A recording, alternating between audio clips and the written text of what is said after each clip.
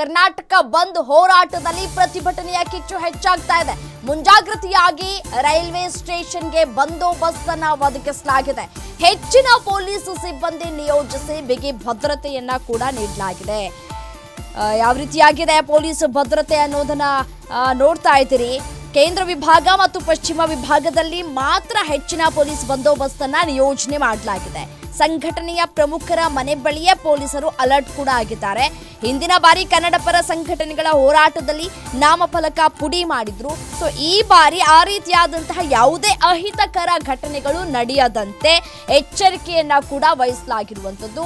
ಇನ್ನು ರೈಲ್ವೆ ನಿಲ್ದಾಣದಲ್ಲೂ ಕೂಡ ಯಾವುದೇ ರೀತಿಯಾದಂತಹ ತೊಂದರೆ ಆಗಬಾರದು ಅನ್ನುವಂತಹ ನಿಟ್ಟಿನಲ್ಲಿ ಮುನ್ನೆಚ್ಚರಿಕಾ ಕ್ರಮವನ್ನ ಕೂಡ ಕೈಗೊಳ್ಳಲಾಗ್ತಾ ಇದೆ.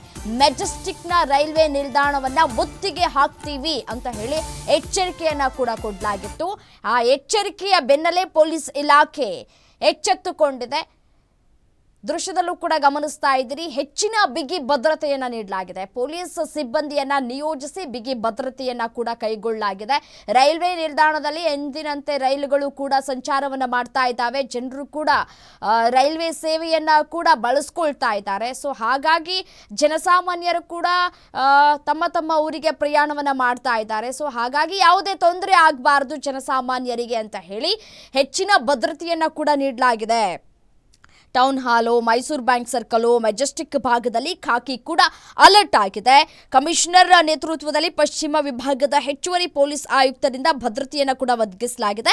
ಪಶ್ಚಿಮ ಮತ್ತು ಕೇಂದ್ರ ವಿಭಾಗದಲ್ಲಿ 2 ಡಿಸಿಪಿಗಳ ನೇತೃತ್ವದಲ್ಲಿ ಭದ್ರತೆ ನಿಯೋಜನೆ ಕೂಡ ಆಗಿದೆ.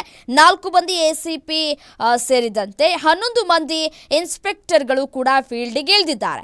ಬೆಂಗಳೂರಿನ ಪ್ರಮುಖ ಸ್ಥಳಗಳಲ್ಲಿ 65 PSI ನಿಯೋಜನೆ ಕೂಡ ಮಾಡಲಾಗಿದೆ. ಒಟ್ಟು ಮಹಿಳಾ ಸಿಬ್ಬಂದಿ ಸೇರಿದಂತೆ 700 ಮಂದಿ ಪೊಲೀಸ್ ಸಿಬ್ಬಂದಿಯನ್ನ ಕೂಡ ನಿಯೋಜನೆ ಮಾಡಲಾಗಿರುವಂತದ್ದು. 2 ವಿಭಾಗದಲ್ಲಿ ಒಟ್ಟು 1200 ಪೊಲೀಸರನ್ನ ಫೀಲ್ಡ್ಗೆ ಇಳಿಸಲಾಗಿದೆ. KSRP 46, CAR 30 ಹಾಗೂ 2 ವಾಟರ್ ಜೆಟ್ ನಿಯೋಜನೆ ಕೂಡ ಮಾಡಲಾಗಿದೆ. ಅಂದರೆ ಕಳೆದ ಬಾರಿ ಕನ್ನಡ ಪರ ಸಂಘಟನೆಗಳು ಹೋರಾಟ ಮಾಡಿದಂತಹ ಸಂದರ್ಭದಲ್ಲಿ ನಾಮಫಲಕವನ್ನು ಪುಡಿ ಮಾಡಿ ಆಕ್ರೋಶವನ್ನು ಕೂಡ ವ್ಯಕ್ತಪಡಿಸಿದ್ರು.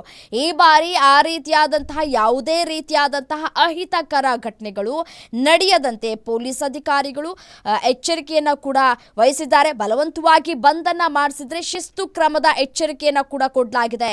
Police commissioner B Dayanand warning ಕೂಡ ಕೊಟ್ಟಿದ್ದಾರೆ. ಸಾರ್ವಜನಿಕ ಆಸ್ತಿ ಪಾಸ್ತಿ ನಷ್ಟ ಆಗದಂತೆ ಎಚ್ಚರಿಕೆಯನ್ನು ನೀವೇ ವಹಿಸಬೇಕು.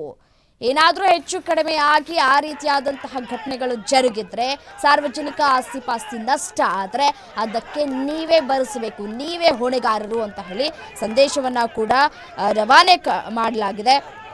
ವಿವಿಧ ಕನ್ನಡ ಪರ ಸಂಘಟನೆಗಳು ಕರ್ನಾಟಕ ಬಂದ್ಗೆ ಕರೆ ಕೊಟ್ಟಿರುವಂತಹ ಹಿನ್ನೆಲೆಯಲ್ಲಿ ಅಲ್ಲಲ್ಲಿ ಪ್ರತಿಭಟನೆಯ ಕಾವು ಹೆಚ್ಚಾಗ್ತಾ ಇದೆ. ಕೆಲವು ಕಡೆ ನೀರಸ ಪ್ರತಿಕ್ರಿಯೆಗಳು ಕೂಡ ವ್ಯಕ್ತವಾಗ್ತಾ ಇರುವಂಥದ್ದು.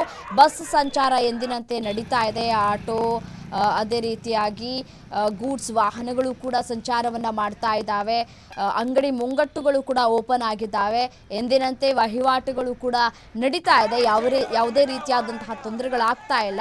ಅಲ್ಲಲ್ಲಿ ಬೈಕ್ ರ್ಯಾಲಿಯನ್ನು ಕೂಡ ನಡೆಸಲಾಗ್ತಾ ಇದೆ. ಅಲ್ಲಲ್ಲಿ ಬಸ್ಗಳನ್ನು ತಡೆದು ಮನವಿ ಮಾಡಿಕೊಳ್ಳುವಂತಹ ಕೆಲಸವನ್ನು ಕೂಡ ಮಾಡಲಾಗ್ತಾ ಇದೆ. ಇನ್ನು ಕೈ ಮುಗಿದು ಅಂಗಡಿ ಮುಂಗಟ್ಟುಗಳನ್ನು ಬಂದ್ ಮಾಡುವಂತೆ ಕೂಡ ಮನವಿಯನ್ನು ಕೂಡ ಮಾಡಿಕೊಳ್ಳಲಾಗ್ತಾ ಇದೆ. ಇನ್ನು ಬಸ್ ಚಾಲಕರು ಕೂಡ ಹೇಳಿಕೆಯನ್ನು ಕೊಟ್ಟರು. ನಮ್ಮ ಪರವಾಗಿ ಈ ಒಂದು ಹೋರಾಟ ನಡೀತಾ ಇದೆ. ಸೊ ಹಾಗಾಗಿ ನಾವು ಕೂಡ ಬಂದ್ಗೆ ಏನು ಬಂದ್ ಮಾಡ್ತಾ ಇದ್ದಾರಲ್ಲ ಅದಕ್ಕೆ ಸಹಕಾರವನ್ನು ಕೊಡ್ತೀವಿ ಅಂತ ಕೂಡ ಹೇಳಿಕೆಯನ್ನು ಕೊಟ್ಟಿದ್ದಾರೆ.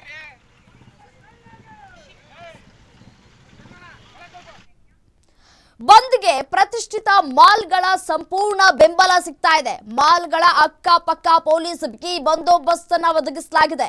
ಮಾರ್ನಿಂಗ್ ಸಿನಿಮಾ ಶೋಗಳು ಇರೋದಿಲ್ಲ. ನಗರದ ಲೂಲು ಮಾಲ್, ಮಂತ್ರಿ